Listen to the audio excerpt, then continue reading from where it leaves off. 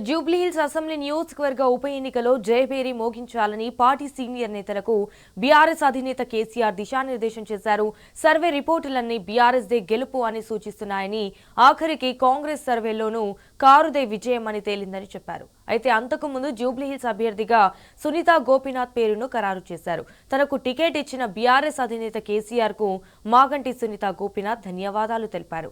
దివంగత ఎమ్మెల్యే మాగంటి గోపీనాథ్ ఆశయాలను కొనసాగిస్తూ జూబ్లీహిల్స్ నియోజకవర్గంలో మరోసారి గులాబీ జెండాను ఎగురవేస్తానన్నారు.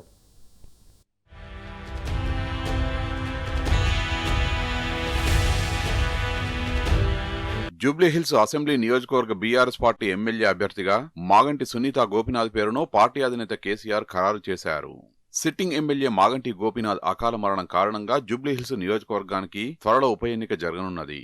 పార్టీ అభ్యర్థి ఎంపికపై పార్టీ నేతలతో కేసీఆర్ సుదీర్ఘంగా చర్చించారు. పలువురు అభ్యర్థిత్వాలపై లోతుగా పరిశీలించారు. సుదీర్ఘంగా సాగిన ఈ సమావేశంలో పార్టీ సీనియర్ నేతగా జూబ్లీహిల్స్ నియోజకవర్గ ప్రజల అభిమాన నాయకుడిగా స్థానం సంపాదించుకున్న మాగంటి గోపీనాథ్ సతీమణి మాగంటి సునీతా గోపీనాథ్కే టికెట్ ఇవ్వాలని కేసీఆర్ నిర్ణయించారు. చిత్తశుద్ధి కలిగిన నిస్వార్థ నేతగా మాగంటి గోపీనాథ్ పార్టీకి, ప్రజలకు చేసిన సేవలకు గుర్తింపుగా వారి కుటుంబానికి అవకాశం ఇవ్వాలని నిర్ణయించారు.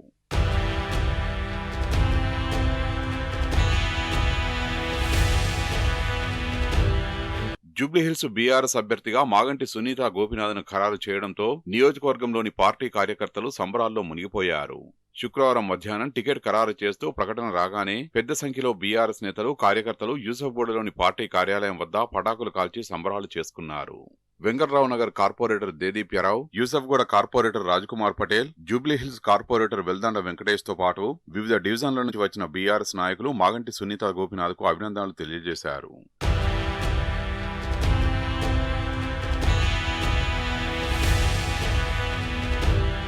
దివంగత ఎమ్మెల్యే మాగంటి గోపీనాథ్ ఆశయాలను కొనసాగిస్తూ జూబ్లీహిల్స్ నియోజకవర్గంలో మరోసారి గులాబీ జెండాను ఎగరవేస్తామని బీఆర్ఎస్ అభ్యర్థిగా ఎంపికైన మాగంటి సునీతా గోపీనాథ్ తెలిపారు.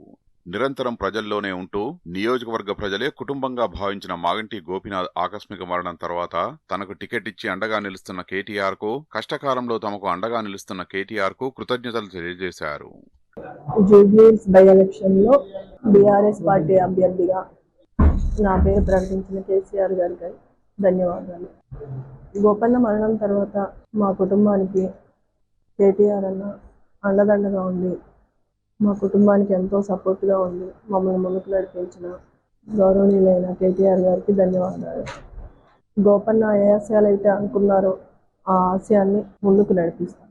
గోపన్న ఇలా అవుతుందని మేము ఎప్పుడూ కూడా ఊహించుకోలేము. ఎప్పుడు చెప్తూ ఉండేవాళ్ళు, జూబ్లీహిల్స్ ప్రజలే మా కుటుంబ సభ్యులు, మా ఫ్యామిలీ. జనాలకి ఏ ఇబ్బంది కలిగినా, ఏ బాధ వచ్చినా, ఇంటి నుంచి పిలుపు వచ్చినా, అర్ధరైతులైనా అపరైతులైనా వెళ్ళి వాళ్ళకి సపోర్ట్గా అండగా నిలబడేవాళ్ళు. రంజాన్ కానీ, బతుకమ్మ కానీ ఎంతో వేడుకగా ఒక పండుగలా చేసేవాళ్ళు. ఈ బతుకమ్మని ఇప్పుడు సెలబ్రేషన్ చేసుకునేటప్పుడు అన్నను గుర్తు చేసుకుని, అన్న ఉంటే అలా చేసేవాళ్ళు, ఇలా చేసేవాళ్ళు, అన్నతో ఉంటే హ్యాపీగా ఉండేది, ఒక పండగలా అని అందరూ గుర్తు చేసుకుంటున్నారు. అన్నలోని లోటు బాగా కనపడుతుంది మాకు.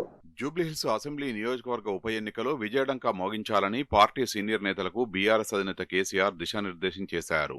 సర్వే రిపోర్టులన్నీ బీఆర్ఎస్ దే గెలుపు అని సూచిస్తున్నాయని, ఆఖరికి కాంగ్రెస్ సర్వేలోనూ కారుదే విజయమని తేలిందని చెప్పారు. కాబట్టి గతంలో కంటే ఇప్పుడు ఎక్కువ మెజారిటీ రావాలని సూచించారు. ఎర్రవల్లి నివాసంలో జరిగిన ఈ సమావేశంలో బీఆర్ఎస్ వర్కింగ్ ప్రెసిడెంట్ కేటీఆర్, మాజీ మంత్రులు హరీష్ రావు, మహమూద్ అలీ, పద్మారావు గౌడ్, సవితా ఇంద్రారెడ్డి పాల్గొన్నారు. రాష్ట్ర వ్యాప్తంగా కాంగ్రెస్ ప్రభుత్వ పాలనపై ప్రజలు తీవ్ర అసంతృప్తిని వ్యక్తం చేస్తున్నారని తెలిపారు. ముఖ్యంగా హైదరాబాద్ నగర ప్రజలకు హైడ్రా పెనుభూతంగా మారిందని ఆందోళన వ్యక్తం చేశారు. పాలనను ముఖ్యమంత్రి రేవంత్ రెడ్డి గాలికొదిలేసి ఢిల్లీకి, ఇతర రాష్ట్రాలకు తిరుగుతున్నారని ఆయన ఈ సందర్భంగా విమర్శించారు.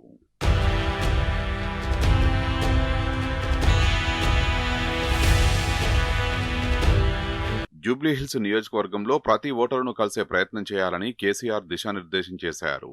బీఆర్ఎస్ పాలనలో జరిగిన అభివృద్ధి, సంక్షేమ పథకాలను గుర్తు చేయాలని సూచించారు. ప్రస్తుతం రేవంత్ ప్రభుత్వం ప్రజల పాలిట ఎలా శాపంగా మారిందో వివరించాలని చెప్పారు. డివిజన్ల వారీగా, విభాగాల వారీగా సీనియర్లను బాధ్యులుగా నియమించాలని సూచించారు. 2023లో మాగంటి గోపీనాథ్కు వచ్చిన మెజారిటీ కంటే ఎక్కువ మెజారిటీ ఇప్పుడు రావాలని ఆకాంక్షించారు. వివాద రహితుడు, క్లీన్ ఇమేజ్ ఉన్న నాయకుడు మాగంటి గోపీనాథ్ అని కేసీఆర్ గుర్తు చేశారు. నియోజకవర్గ ప్రజలకు ఆయన ఎంతో సేవ చేశారని, ఆ కుటుంబం కష్టకాలంలో ఉన్న ప్రస్తుత తరుణంలో వారంతా అండగా నిలుస్తారని చెప్పారు. నగర నాయకులందరూ కూడా సమన్వయంతో ముందుకు పోవాలని సూచించారు.